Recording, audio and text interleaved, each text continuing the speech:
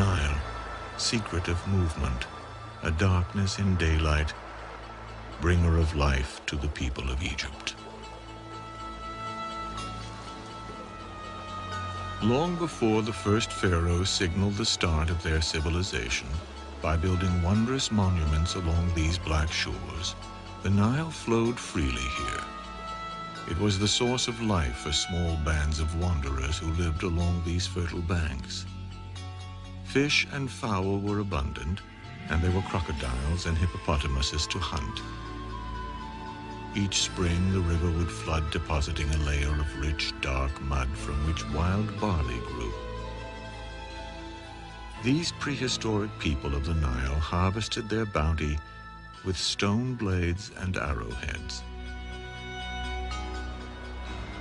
Life here was so dependent on the river that the Greek historian Herodotus would later call Egypt the gift of the Nile and the temple of the world.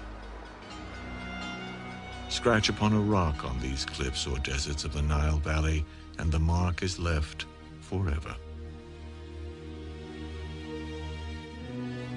Into this land, 3,000 years before Christ, would be the central figures of ancient Egyptian civilization, the pharaohs. From the beginning, the land along the Nile was divided naturally into two regions. The narrow river valley that extended northward from the African continent was called Upper Egypt. The lush delta region where the branches of the Nile empty into the Mediterranean Sea was called Lower Egypt. Joined together, this would become the Egypt of history. In this narrow valley, the monuments were built, the inscriptions written, and a mysterious religion and philosophy developed. This valley of the Nile, protected by the deserts which close it in, is the land of the pharaohs. The word pharaoh means simply great house, and it was the mission of the pharaohs to establish their spiritual and political supremacy over all that lived in the land. The foremost symbol of this kingship was the crown. One of the two most important was the white crown, a tall, slender headdress with a rounded top. It signified its wearer as the ruler of Upper Egypt. The red crown signified the ruler of Lower Egypt. When the two were combined and worn at once, the crown signified the pharaoh of all Egypt. The pharaoh also carried ceremonial tools called the crook and the flail. It is believed that the crook was shaped after a shepherd's staff and characterized the pharaoh as a shepherd of his people. The flail was symbolic of both a weapon and a tool for threshing wheat. When crossed across the pharaoh's chest, they signified his power to lead, protect, and provide for his people. Nearly every aspect of ancient Egyptian life was believed to be controlled by gods. Often the god was represented by an animal, a reflection of the awe with which these Nile dwellers regarded the creatures that shared their fertile homeland. The ruling pharaoh was believed to be the embodiment of the hawk-headed god, Horus, ruler of the sky and lord of heaven. Above all, the ancient Egyptians believed their life on earth and the order of the universe was controlled by a force they called Ma'at. Pharaoh's job description might be described as maintaining Ma'at.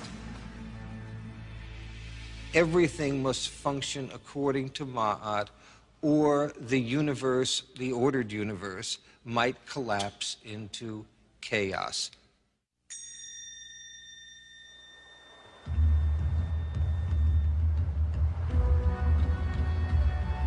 Egyptian civilization began when Upper and Lower Egypt were brought together under one warrior king in the year 3150 BC. He is believed to have conquered his enemy in a fertile field of papyrus to become the first pharaoh of Egypt. The physical evidence for this comes from Upper Egypt in the city of Heracleopolis, along the west bank of the Nile. Excavations have revealed a monumental piece of dark green slate, the Narmer palette. It is the earliest historical record of Egypt and was carved 3,000 years before Christ. This is a replica of the Narmer palette, about third scale, so the original would have been much larger than this. The classical interpretation of the Narmer palette has been that this pharaoh, Narmer, was the king who unified the country, and this document has really played a major role in that interpretation. Hieroglyphs of the pharaoh's name depict a catfish above a chisel and form the word Narmer, a name that translates literally as angry catfish. This may sound to us rather amusing. However, the Nile has several species of electrically charged catfish that are capable of inflicting a very painful electrical jolt. So that I think the name really has some resonance. According to legend, Narmer burned the enemy village and killed each of its soldiers. The reverse side of the Narmer palette depicts such a scene after the pharaoh's battle.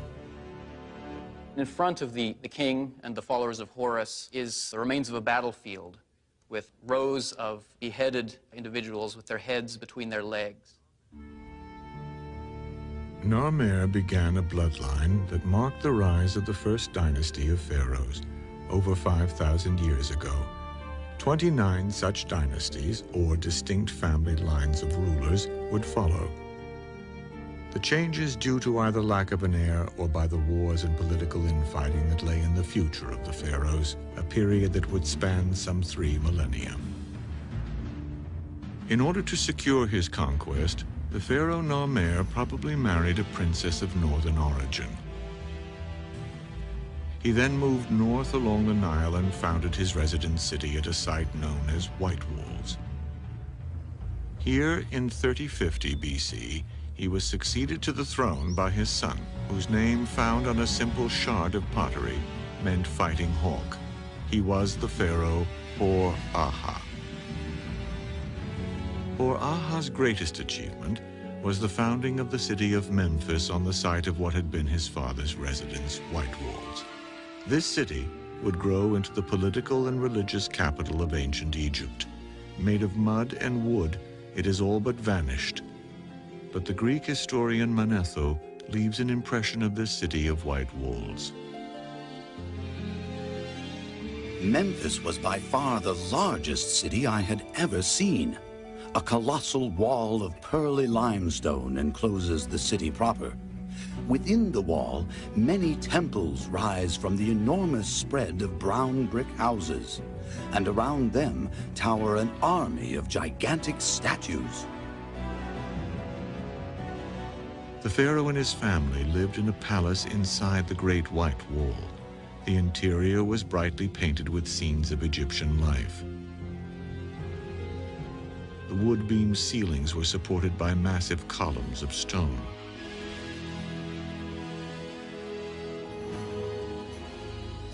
The pharaoh's mourning began with a ritual bath that was witnessed by members of his court and his attendants. Because he was required to appear before his people dressed as a god, hygiene and appearance consumed a great deal of King Hor-Aha's time. During this period in Memphis, the hippopotamus was a prevailing symbol in Egyptian culture. Hunting them, in fact, was considered a great sport of the nobles and pharaohs like Hor-Aha, who pursued them in the marshes along the swamps at the edge of the Nile.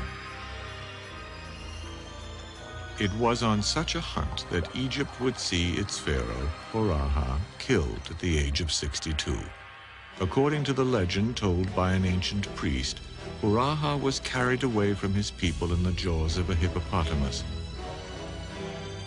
But did the pharaoh Hor-Aha really die this way? The hippopotamus also has a religious implication, because the male hippopotamus was the embodiment of the god of evil, called Seth or Set S-E-T-H. And one wonders, with this story preserved by a priest, whether it's a reflection somehow of the king being carried away by the embodiment of evil.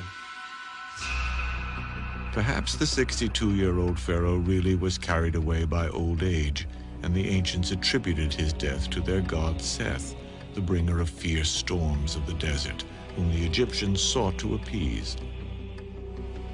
We may never know how the pharaoh Huraha really died, but we can visit his tomb in search of clues at an ancient burial ground on the edge of the desert.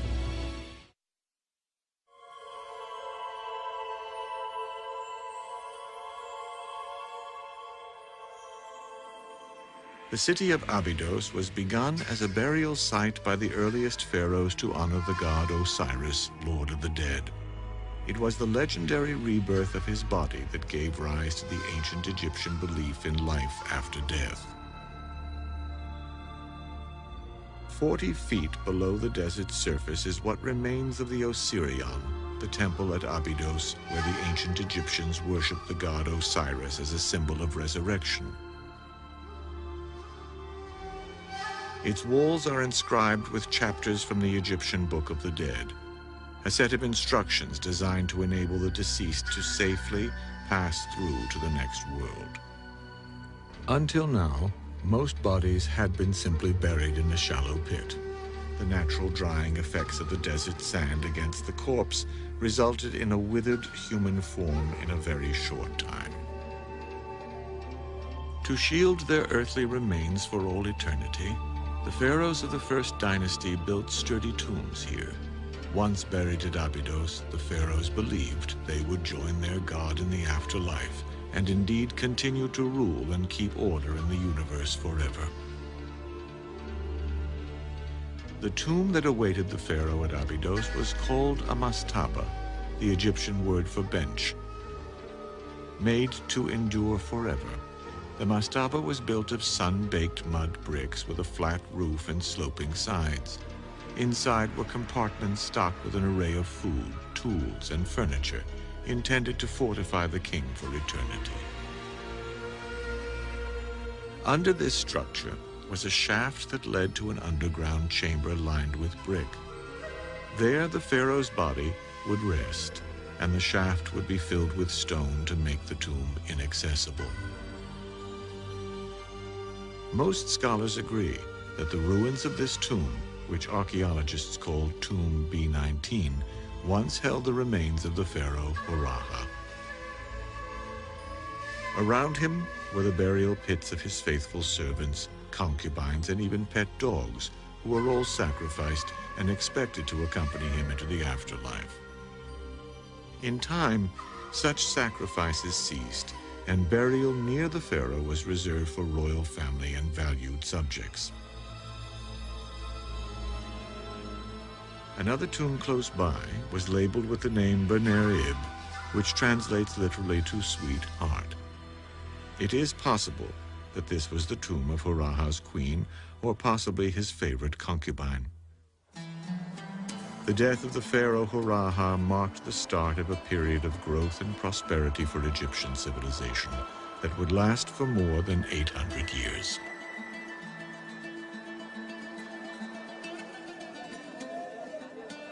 Memphis was the hub of culture and trade. Workers unloaded cargoes of livestock and vegetables that came from Upper Egypt. Gold, ivory, and precious stones were brought up from Nubia in the south. The Egyptians preserved some scenes of this ancient life in wooden models. From these, we know that barley was ground and kneaded into dough for large quantities of bread. Cows were slaughtered for meat, the preferred food of the noble class. A powerful country needed administration. These tasks fell to a special class of ancient Egyptian, the scribes. The scribes are very important because they really represent the official class, the bureaucrats who make up the government, who really made Egyptian culture possible.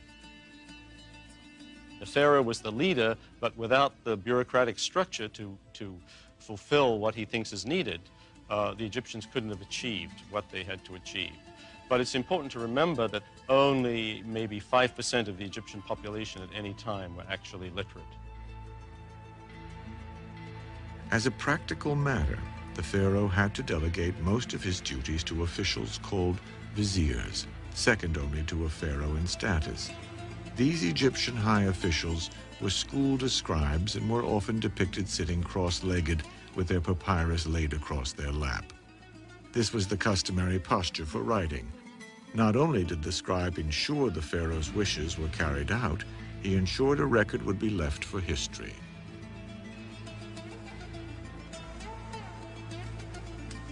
By the end of the Second Dynasty, in 2700 BC, the Wall of Lists of Abydos tells us that 22 pharaohs had reigned over Egypt since Horaha founded Memphis, but little more is known about them beside their names and what they meant. One pharaoh's name would read Hotep Sekemwe, or God of Pleasing Powers. Another was Seth Peribsen, which meant simply powerful in heart. What else we know is that their burial mastabas would be built closer to the capital city, Memphis. These grew more imposing and elaborate. Some reached 17 feet high with as many as 70 chambers. The construction of ever more elaborate monuments to these pleasing and powerful pharaohs indicates increasing confidence, wealth, and knowledge. The Egyptians soon developed new skills in building and architecture. A trend towards greater and greater beauty and excellence led here to Saqqara.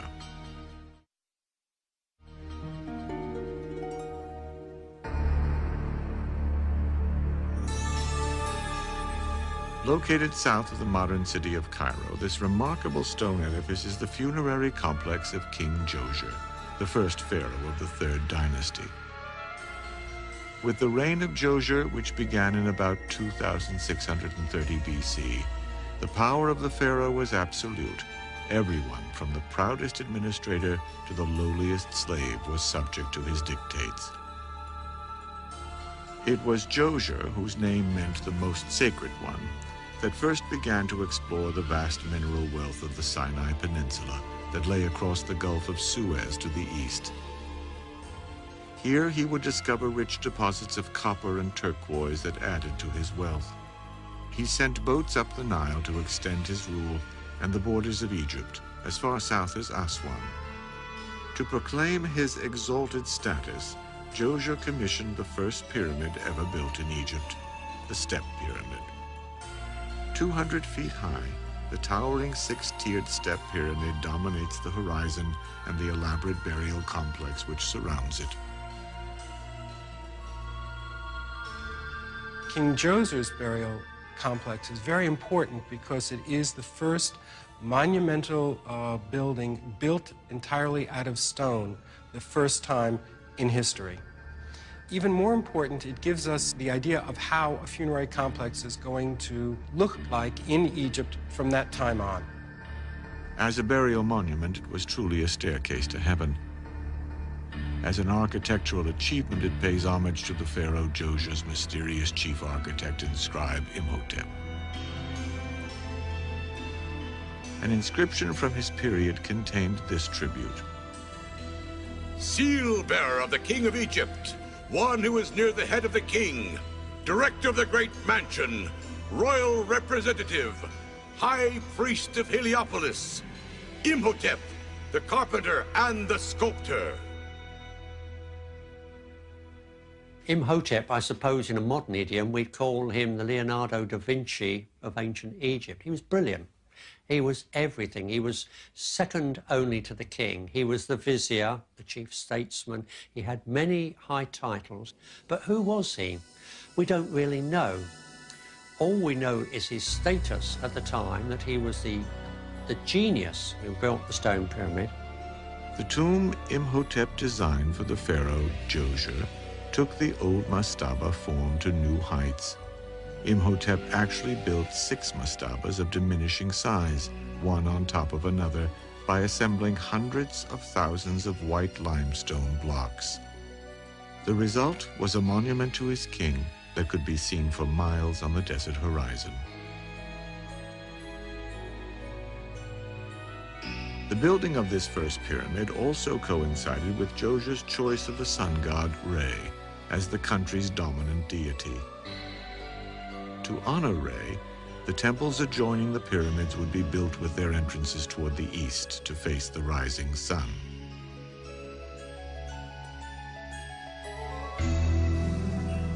The complex was enclosed by a wall 30 feet high with many false entrances.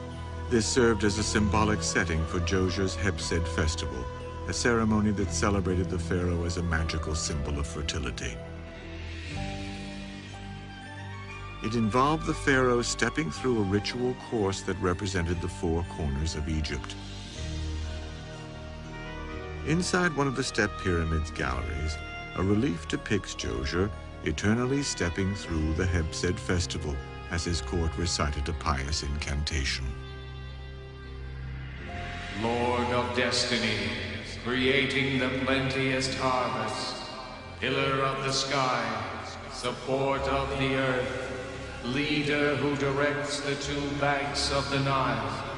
There is plenteous harvest wherever his sandals may be.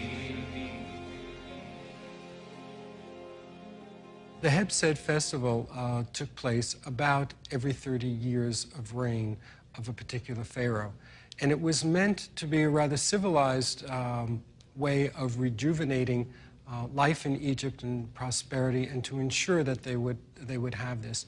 In other cultures, very often, they would kill the king, and then there would be a new young king coming onto the throne, but the Egyptians did not do that. They had a ritual for rejuvenation, and the king would stay in power.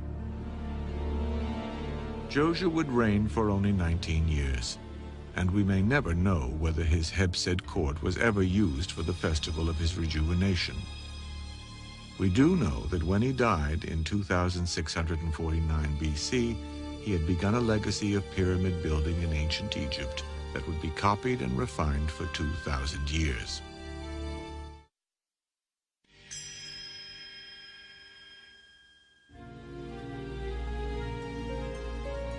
The name Snefru meant bringer of beauty, and his reign over Egypt would last 24 years. Snefru's predecessor Djoser had pushed the Egyptian border as far south as Aswan. Now Snefru sought to stretch his influence further, sending a campaign deep into Nubia to settle in the city of Buhen. This was used as a base for mining expeditions, trade, and conquest. He is said to have returned with 7,000 captive Nubians, presumably to use as laborers, and 200,000 head of cattle. This carving celebrates a raid on turquoise mines in the Sinai Peninsula and depicts Snefru killing an enemy. Its inscription calls the pharaoh a great god who conquers the foreign lands. Another of the chief commodities sought by the pharaoh was timber. Much wood was needed to make furniture and provide beams for the homes of the wealthy. But such trees were scarce in Egypt, and the nearest source would require the Egyptians to travel by sea. The pharaoh ordered construction of 60 merchant ships. Soon there were fleets of graceful sailing vessels en route to Byblos in Lebanon. One of Snefru's scribes would record the bringing of 40 ships filled with cedar logs. Wall inscriptions from this time also tell us that Snefru awarded estates built of cedar logs and mud bricks to his high officials, but he was careful that they were widely separated to discourage them from banding together to form their own sub-kingdom. Still, the king found time to celebrate. By all accounts, life was sweet under Snefru's rule. Egypt in the 3rd millennium BC was a land of peace and plenty. Formal gatherings of nobles were hosted by the new pharaoh and his queen. Members of the court feasted on figs and fattened ducks. These people of ancient Memphis were lovers of beauty and fashion. They wore wigs, eye paint, and fine linen robes, when they wore much at all. The ancient Egyptians also paid great attention to fragrance, because body odor was a sign of sinfulness. For this reason, cones of perfumed fat were worn on the heads of eligible women. Over the course of a long, hot evening, the cones would melt and run down over their bodies.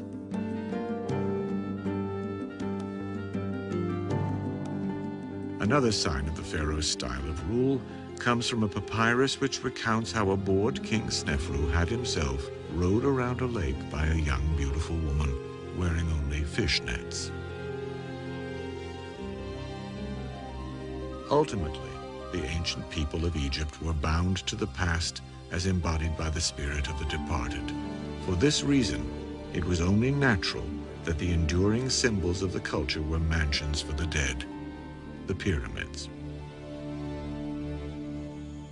The pharaoh Snefru would move the royal burial ground yet again, not back to Abydos, but to a new site along the Nile called Dashur.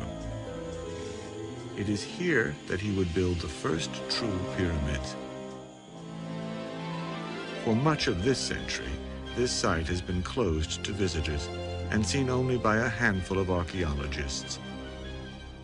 Newly opened, the site offers a rare glimpse of Snefru's spectacular constructions as they dominate the desolate, almost lunar horizon here.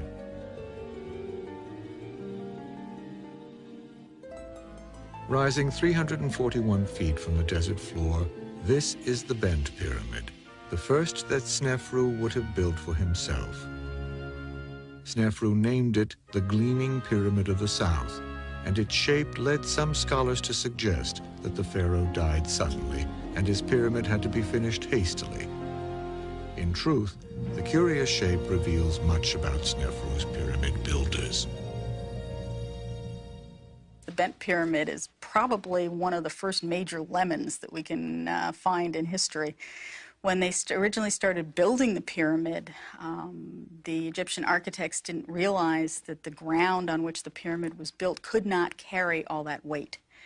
So as a result, when they got halfway up, the interior of the pyramid started cracking.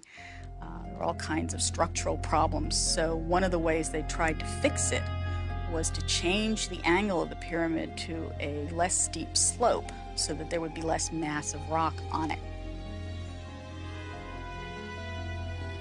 Inside, Snefru had this limestone relief of himself placed on the wall of a chamber. It depicts him dressed for his renewal or Hatshepsut festival and wearing the double crown that signifies him as the ruler of Upper and Lower Egypt. Outside his misshaped pyramid, he supervised the building of an elaborate funeral temple, part of which can still be seen.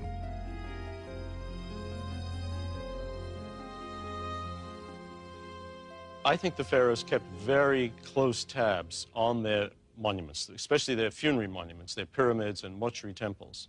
And they would probably have been there quite often to see at firsthand how things were going, because no matter how powerful the pharaoh was when he was alive, his eternal prosperity depended on having the right tomb. And so in a way, for them personally, this was one of the most important events of their reign. And it was very unfortunate if you were a chief architect and something really went wrong, which occasionally did. Such was the final case of Snefru's Bent Pyramid. Its chambers would remain forever empty, but his architects were not punished. Instead, 1 mile to the north, they went on to build a masterpiece, the most striking edifice at Dashur, the Red Pyramid.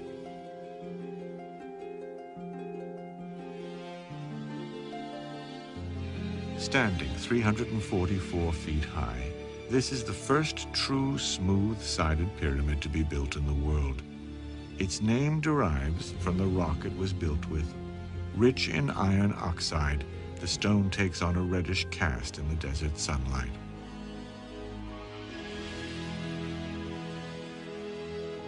The design of the Snefru's Red Pyramid closely followed the emergence of the sun god Re as the country's dominant deity. The pyramid was conceived to resemble a sunburst in stone. its sides reproducing the slant of the sun's rays as they angled toward the earth through a cloud break. The pyramid also represented the pharaoh's divine place in Egyptian society. The king is at the apex, the pharaoh, and it spreads down, widening out. The immediate family are the closest and higher portions until you get right down to the broad base. It tells us how unified the kingdom was, how the king, the pharaoh, could call upon forces to build, and people were pleased to work on this because it was a monument to the king when he became a god after he died, and in so doing it ensured their own well-being on earth. Ironically, the very top or capstone of the Red Pyramid that symbolized Snefru has fallen to the ground where it has been preserved.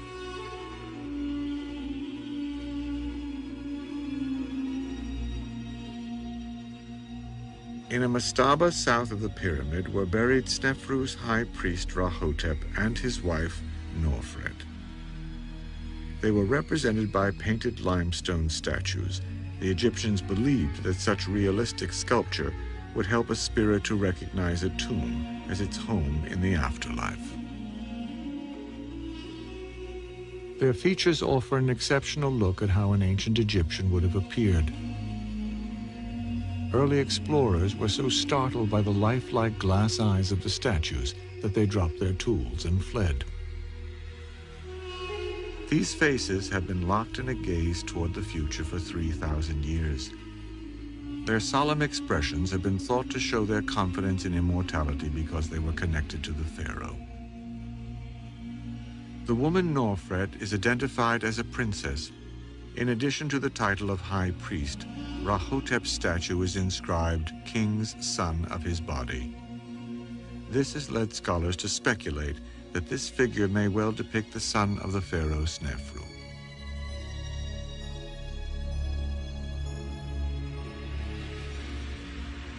Snefru himself was destined to be buried in his masterpiece, the Red Pyramid. Inside, a magnificent hallway passage opens to a burial chamber with ceilings that stretch 45 feet high and appear to be held in place by beams made of stone. Though long ago emptied by tomb robbers, the chamber would have held unimaginable riches and ultimately its royal occupant, the pharaoh's corpse. Here, the dead pharaoh was thought to gaze through the shaft to watch day turn into night. Sealed in a stone tomb, a body would quickly decompose from moisture. The ancient Egyptians realized they were actually destroying what they were hoping to protect. And so, upon Snefru's death, he would become something else.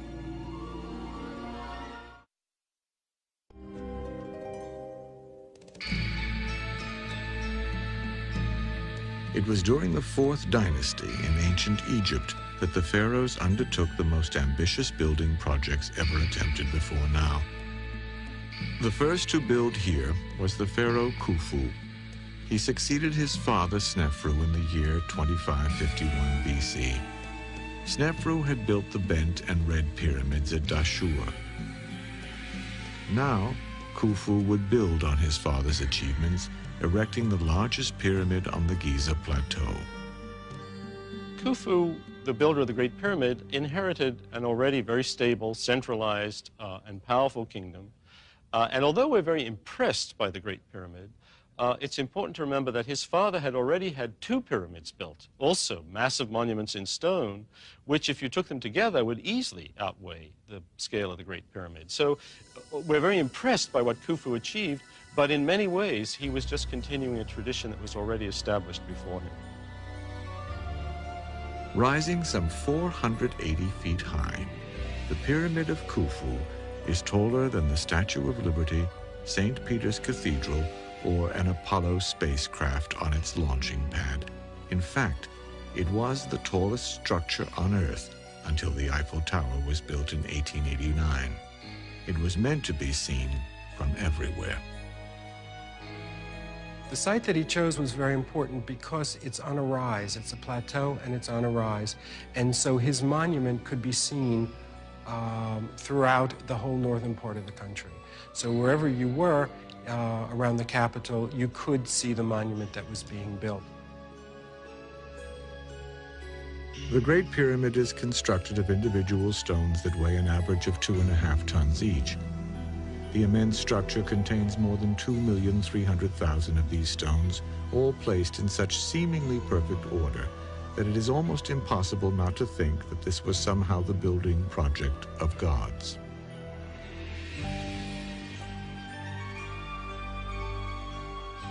Inside, a chamber known as the Grand Gallery was built near the top. It is a red granite room, the final resting place for the pharaoh. At the far end of the chamber is the red granite sarcophagus of the pharaoh Khufu, for whom the Great Pyramid was built. The term sarcophagus comes to us from the Greek word sarx, which means flesh, and phagein, to eat.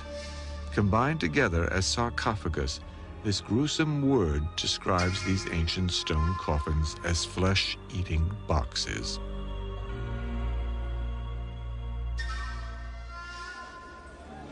How the Egyptians quarried, shaped, and moved so much stone to the Giza Plateau has baffled scholars for centuries. They had no beasts of burden or wheels strong enough to carry the weight.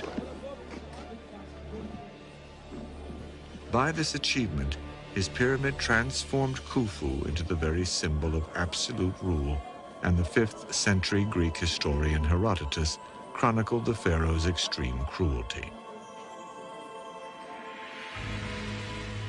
Khufu drove them into the extremity of misery. For first, he shut up all the temples to debar them from sacrificing in them. And thereafter, he ordered all Egyptians to work for himself. To some was assigned the dragging of great stones from the stone quarries in the Arabian mountains as far as the Nile. The people worked in gangs of 100,000 for each a period of 3 months. The pyramid itself took 20 years in the building. But to such a pitch of wickedness did Khufu come that when in need of money, he sent his own daughter to take her place in a brothel. Modern-day scholars are skeptical that Khufu was truly an evil king. The notion that Khufu was a harsh ruler seems to have originated in a text that dates to a much, much later period, in which he is seen as sort of a bored or even an indifferent ruler, not to say necessarily harsh. That idea was picked up by the later Greek historians, and we are told that he was truly a tyrant. But really, there is no contemporary evidence. In fact, there is little written history at all describing the builder of the Great Pyramid, and aside from a granite head thought to depict him, only a tiny statuette of him carved in ivory has survived to the present.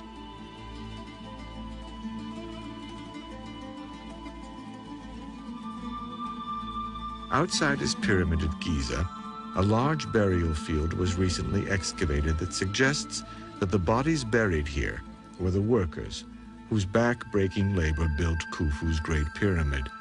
Had the workers been slaves, Khufu would not have honored them with burial so close to himself.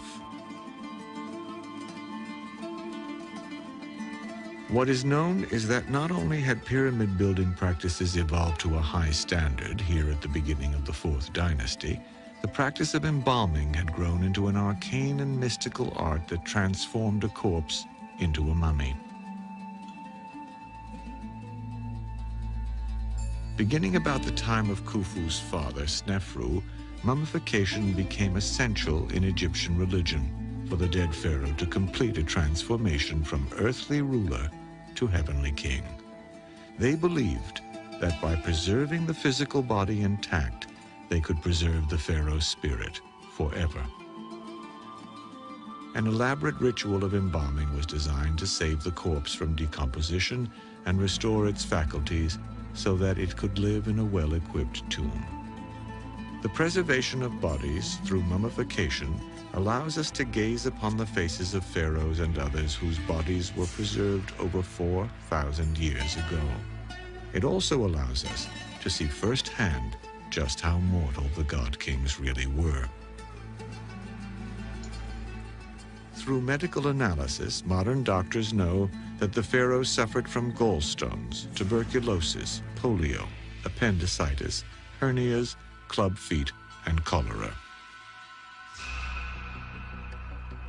Outside Khufu's pyramid were found these pits in which mysterious pieces of cedar wood native only to Lebanon were found. Archaeologists were able to remove and then reassemble all the fragments. The result was a 143-foot boat that could actually float upon water. The boat was probably provided by Khufu's successor in 2528 BC. This was his son, Djedefre. It was he who presided over his father's burial at Giza. His name, Djedefre, meant enduring like Re, a reference to their god of the sun. Djedefre's main significance was that he was the first pharaoh to adopt such a sun name. The pharaoh Djedefre ruled only 10 years before he was succeeded by his brother Khafre in 2520 BC. Khafre, whose name meant appearing like Re, the sun god, immediately began construction of the second pyramid here on the Giza Plateau. This pyramid was for himself and built in the shadow of his father's Great Pyramid. The best evidence points to the fact that this work continued throughout his reign of 30 years. During the reign of Khafra, the Egyptians certainly seem to have been very prosperous, as they were under his predecessors, although some people have suggested that the drain on the economy and the national population of building these great pyramids was so huge that impoverishment started to set in at about that time. Indeed, there were signs that Khafre's rise to power marked a turning point for the Fourth Dynasty, a succession of kings that had begun nearly 600 years before. Still, Khafre built on, adding an elaborate mortuary temple complete with a magnificent, life-size statue of himself protected by the hawk god Horus. But perhaps the foremost symbol of Khafre's reign towers on the eastern base of the Giza Plateau, in the shadow of his pyramid, the Great Sphinx. The Egyptians revered these mythical beasts as the guardians of sacred places. Khafre's workers shaped the stone here into a lion and gave it their king's face over 4,500 years ago. This is the oldest known royal portrait in such large scale. Its ears are more than 12 feet tall, and its eyes are 6 feet high. Its body measures 240 feet, more than 3/4 the length of a football field. Its head rises to 66 feet in height, the equivalent of a 6-story building. The name Sphinx, which means strangler, was given by the Greeks when they first encountered this fabulous stone creature. The Sphinx itself may have been formed out of the bedrock that was left in that area when that was actually an area of quarrying. And some of the basic stones for the core of the pyramid probably came from that area. In fact, scholars tell us that the Great Sphinx was probably carved out of the stone left over from the pyramid of Khafre, but its ultimate purpose remains unknown. Still crouching in front of his pyramid complex, alone in the silence of the desert, the stony stare of the Sphinx provides challenges but offers no clear answers. As if to yield a clue, its time-scarred, weather-beaten face looks out upon the plain and fronts the setting sun. History would one day reveal that the sun indeed was setting upon the dynasty of pharaohs that built the pyramids and Great Sphinx of Giza.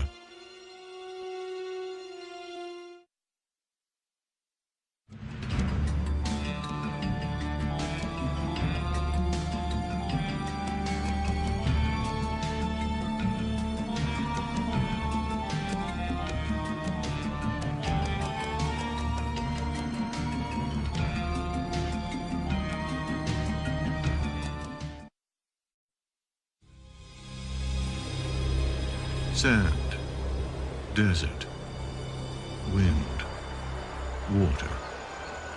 The Pharaohs. Out of the cradle of civilization came men and women whom thousands worshipped as gods on earth. They led their people through an era that brought human creativity, mysticism, and intellect together to form one of the greatest cultures the world has ever seen. For 3,000 years, they ruled ancient Egypt and built great monuments to themselves and to their gods. The pyramids of Giza, the Great Sphinx, the temples of Abydos, Karnak, and Luxor. The Pharaohs. Through eyes carved in stone, they gaze out into the future. Their faces locked in expressions that convey a powerful legacy to all who look upon them. Their bodies wrapped in linen have traveled forward through time, and their spirits are reflected in countless sculptures, paintings, and hieroglyphs. Now the story of this ancient race of god-kings continues. Find out who this pharaoh really was and why he was thought to be a heretic. Learn the story of the pharaoh Cleopatra, who was also a seductress, and how she met her tragic end. Gaze upon the face of the pharaoh who built the most elaborate temples the world has ever seen. Walk among the men and women of Egypt who were the greatest pharaohs.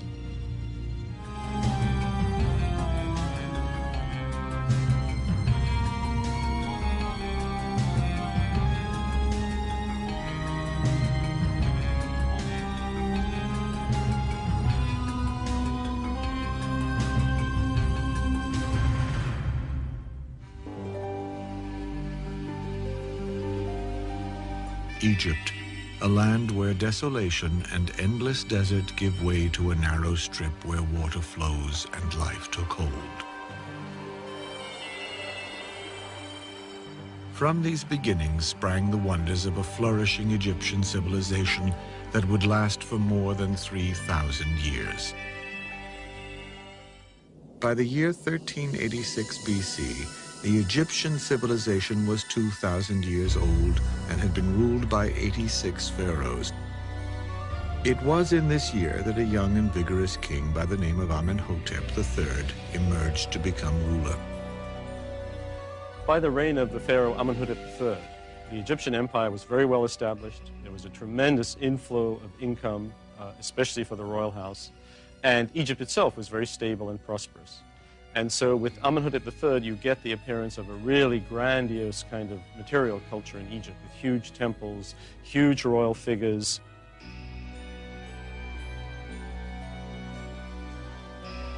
His vast building projects were centered in the ancient city of Thebes. It was here that the pharaoh Amenhotep III embellished a magnificent temple dedicated to the god Amun, the Egyptian lord of creation. It signaled a peak of craftsmanship and artistic achievement for the Egyptian civilization. Its graceful columns and expansive court remain the pharaoh's masterpiece of elegance and design.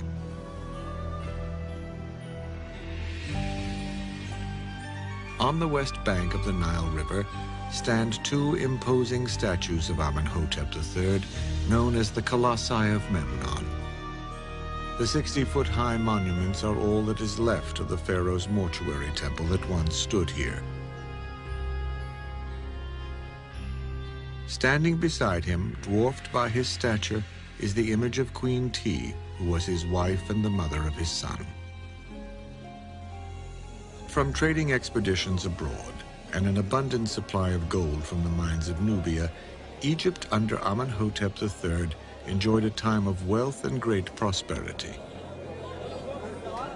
The Egyptians have the leisure to start getting involved in a lot of theological speculation, which leads to what the Egyptians considered a disaster. The disaster came in 1353 BC and took the form of a strangely shaped man who some believe was a heretic.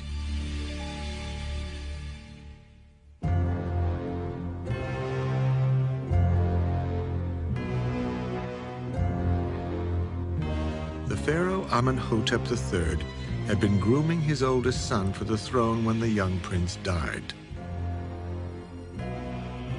This left his younger brother, Amenhotep IV, to succeed their father. He had been studying religious matters, however, not affairs of state.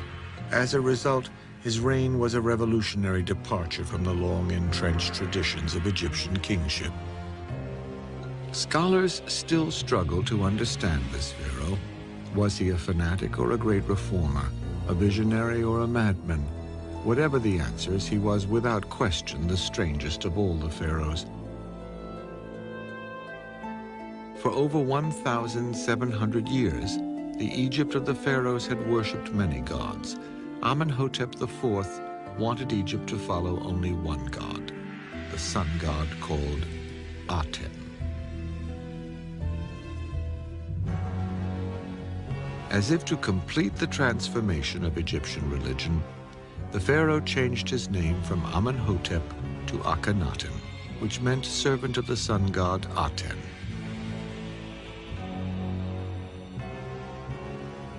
It was the first time in history that mankind worshipped a single god. This radical change rocked Egypt to the very clay of its ancient foundations. Akhenaten's reign was one of the great crisis points of Egyptian history. It was a period during which the old beliefs were overturned, the capital was moved, and the temples and cults were essentially shut down. This can't have been easy for the population.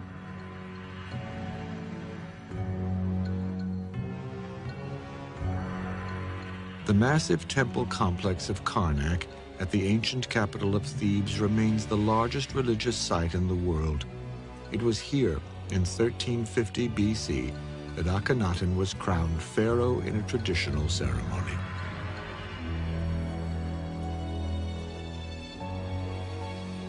But then tradition ended. Great changes were on the horizon. They began with the pharaoh Akhenaten's expansion and beautification of the Temple of the Sun at Karnak. Most notably, he added a new symbol to the temple. This curious disk was called the Aten. It was designed to symbolize his new god of the sun. In year 5 of his rule, Akhenaten proclaimed the Aten Egypt's one and only god. Akhenaten has occasionally been called history's first monotheist, in that he did away, or at least no longer funded, the worship of all the other gods in favor of only one, the Aten, or the physical disk of the sun. His choice for queen was also unconventional. Her name was Nefertiti. She came from a non-royal bloodline, but appeared to hold a very prominent position in her husband's reign. One of the most magnificent pieces of sculpture ever unearthed in Egypt is a limestone bust of Akhenaten's legendary queen. Nefertiti appears to have been an exquisite queen, but when we examine images of Akhenaten, we discover that his appearance was as bizarre as his ideas. Early on, many representations of Akhenaten caused a great deal of confusion among archaeologists. Because he was often portrayed with wide hips, a protruding belly, and breasts, he was sometimes mistaken for a woman who may have been masquerading as a man. It seems possible. Years earlier, Queen Hatshepsut was often portrayed as a male. She even went as far as to wear the false beard reserved for kings, perhaps to appear more like a pharaoh. Akhenaten's physique has sometimes been attributed to an illness called Froelic's syndrome, which causes the body to distribute fat in ways that are considered typically female. One of the side effects of the disease is that you are sterile, and we do know that Akhenaten and Nefertiti had several daughters, and there is some speculation, obviously, that Tutankhamun was a son of his as well. So if that's the case, then the idea of this one type of disease probably is not likely. But Akhenaten's mummy has never been found. All attempts to diagnose his abnormal appearance have been based solely on art and statues. Other scholarly opinions about Akhenaten's startling appearance look not to medicine for explanation, but to the symbolism tied to his new religion that was based on the Aten sun god. Akhenaten's new religion was a radical departure for Egypt, but so strong was his conviction that he was willing to defy and eliminate the powerful religious institutions which represented the beliefs of virtually the entire population. He shut down the temples of the god Amun and declared Thebes would no longer be the foremost city of Egypt. A new capital city dedicated solely to his religion would be built.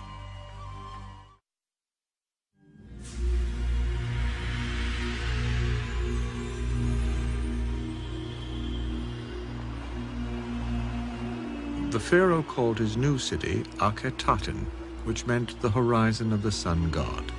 At the center of the new capital was the great temple. It was there that the pharaoh Akhenaten cultivated his new religion, devoted to the adoration of the sun god he called Aten. Before Akhenaten's religious reformation, ordinary people worshipped outside the temples, while the king, priests, and the elite of society performed their rites inside mysterious secret chambers. Akhenaten changed all that. He wanted the people to worship along with their pharaoh, out in the open under the sun's life-giving rays. It is believed that 3 ceremonies a day were held at the great Aten temple. The first was at dawn, as the sun rose over the cliffs east of the city. A second ceremony was held at noon, when the sun was directly overhead. Then, at sunset, the devoted would recite a hymn to the sun, which Akhenaten himself had composed. It is not known how successful Akhenaten was in converting his subjects to belief in the Aten. It is possible his new religion was simply a ploy to strengthen his image as a pharaoh. By eliminating other gods, Akhenaten knew he would appear more like a god himself. The king was removing the intermediaries, the clutter of all the intermediate priests, the very bulky and cumbersome pantheon with hundreds of different deities and so forth, with a simpler form of the religion.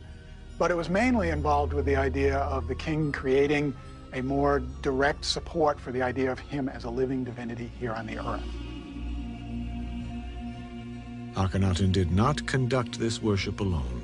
There is evidence that his queen Nefertiti led the sunset ceremony each day. Nefertiti was a very important woman.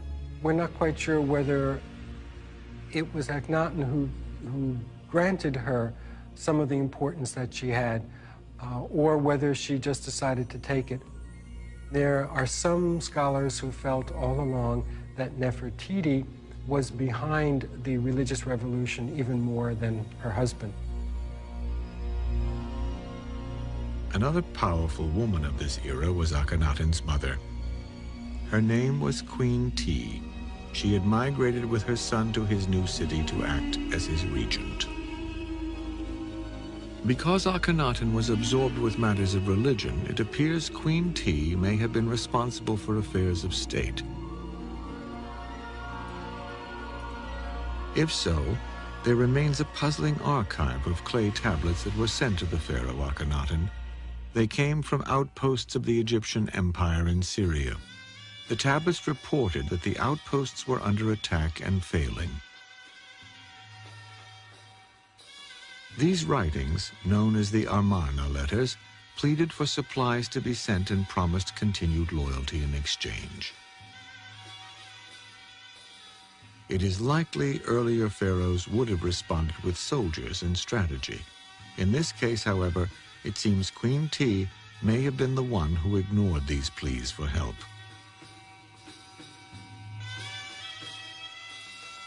Art from this period also underwent a radical change. Everywhere the pharaoh's image appeared. He was shown to be under the protection of the sun's rays. While previous pharaohs were depicted as being physically perfect, Akhenaten instructed the royal artisans to picture him more realistically. Instead of looking like a warrior, his statues portrayed him as feminine. And he was seen being tender with his children or in poses with Nefertiti that would have seemed far too intimate just a few years before. Akhenaten and Nefertiti ruled together for 12 years, and then, curiously, there is no record of the queen after that. The disappearance of Nefertiti is one of the great mysteries of Akhenaten's reign.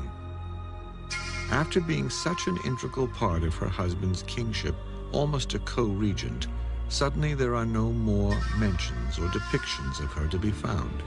The reasons for this are still in debate. Some believe she may have died during childbirth. At one time, it was believed she was indiscreet in some way and Akhenaten disposed of her. Still, others suggest that she lived on past Akhenaten's interest in the sun.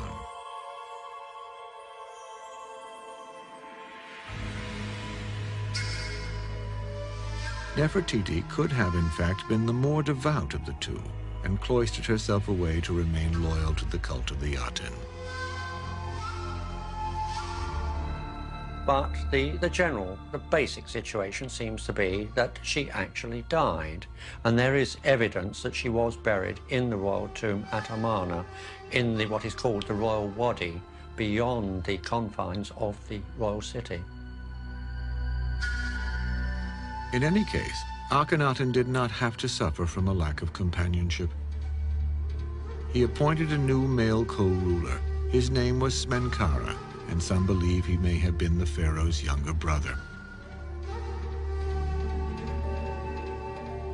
It is possible that he married one or more of his daughters. If he did that, that would not actually be unusual for a pharaoh. But in the case of Akhenaten, we also have a suggestion that he had a homosexual relationship with his co-ruler, Smenkhara, towards the end of his reign, which would make Akhenaten one of the first bisexual people, presumably, since he also has children from Nefertiti.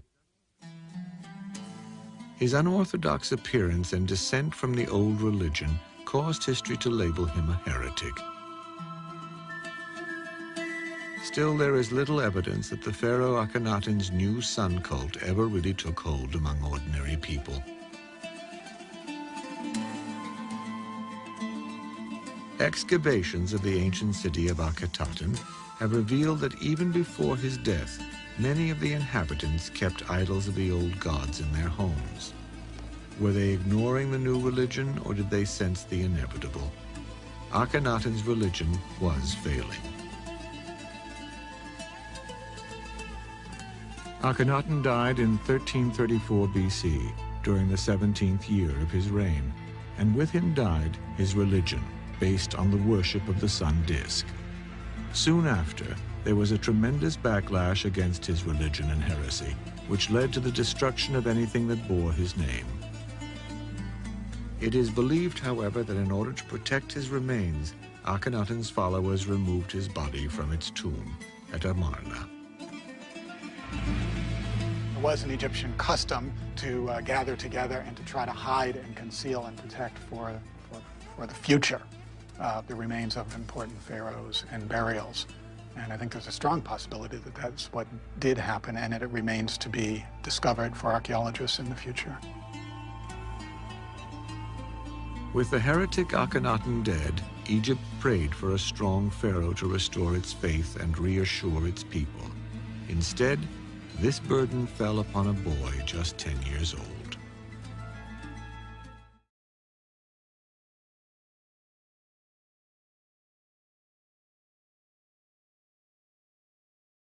That the Greek historian Herodotus would later call Egypt the gift of the Nile and the temple of the world. Scratch upon a rock on these cliffs or deserts of the Nile Valley, and the mark is left forever. Into this land, 3,000 years before Christ, would be the central figures of ancient Egyptian civilization, the pharaohs. From the beginning, the land along the Nile was divided naturally into two regions. The narrow river valley that extended northward from the African continent was called Upper Egypt. The lush delta region where the branches of the Nile empty into the Mediterranean Sea was called Lower Egypt.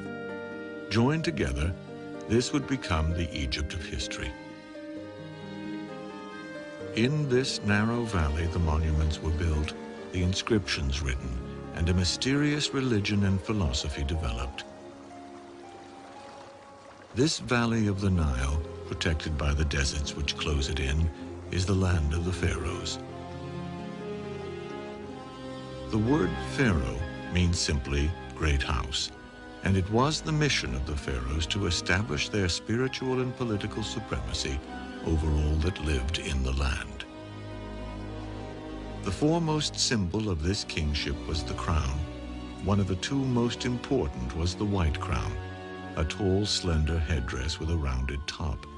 It signified its wearer as the ruler of Upper Egypt. The red crown signified the ruler of Lower Egypt. When the two were combined and worn at once, the crown signified the pharaoh of all Egypt. The pharaoh also carried ceremonial tools called the crook and the flail. It is believed that the crook was shaped after a shepherd's staff and characterized the pharaoh as a shepherd of his people. The flail was symbolic of both a weapon and a tool for threshing wheat.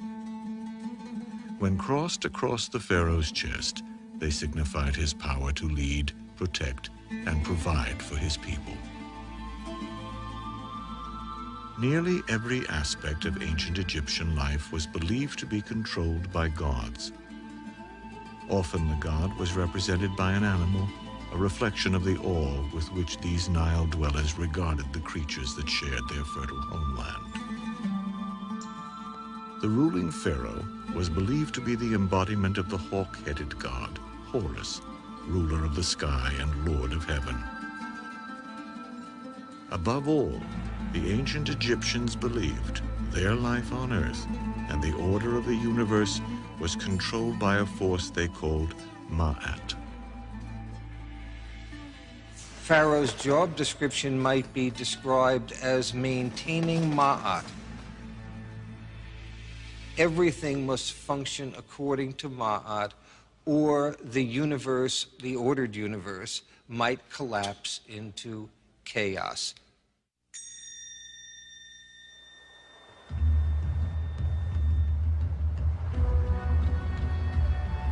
Egyptian civilization began when Upper and Lower Egypt were brought together under one warrior king in the year 3150 BC. He is believed to have conquered his enemy in a fertile field of papyrus to become the first pharaoh of Egypt. The physical evidence for this comes from Upper Egypt in the city of Heracleopolis, along the west bank of the Nile. Excavations have revealed a monumental piece of dark green slate, the Narmer palette. It is the earliest historical record of Egypt and was carved 3,000 years before Christ. This is a replica of the Narmer palette, about third scale, so the original would have been much larger than this. The classical interpretation of the Narmer palette has been that this pharaoh, Narmer, was the king who unified the country, and this document has really played a major role in that interpretation. Hieroglyphs of the pharaoh's name depict a catfish above a chisel and form the word Narmer, a name that translates literally as angry catfish. This may sound to us rather amusing. However, the Nile has several species of electrically charged catfish that are capable of inflicting a very painful electrical jolt. So that I think the name really has some resonance. According to legend, Narmer burned the enemy village and killed each of its soldiers. The reverse side of the Narmer palette depicts such a scene after the pharaoh's battle. In front of the king and the followers of Horus is the remains of a battlefield with rows of beheaded individuals with their heads between their legs. Narmer began a bloodline that marked the rise of the first dynasty.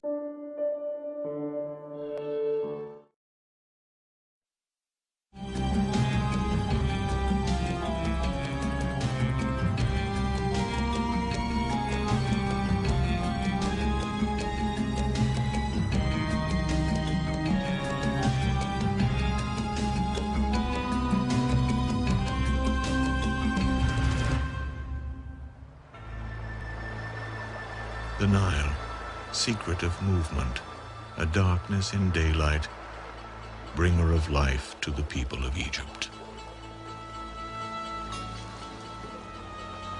Long before the first pharaohs signaled the start of their civilization by building wondrous monuments along these black shores, the Nile flowed freely here. It was the source of life for small bands of wanderers who lived along these fertile banks. Fish and fowl were abundant, and there were crocodiles and hippopotamuses to hunt. Each spring, the river would flood, depositing a layer of rich, dark mud from which wild barley grew. These prehistoric people of the Nile harvested their bounty with stone blades and arrowheads. Life here was so dependent on the river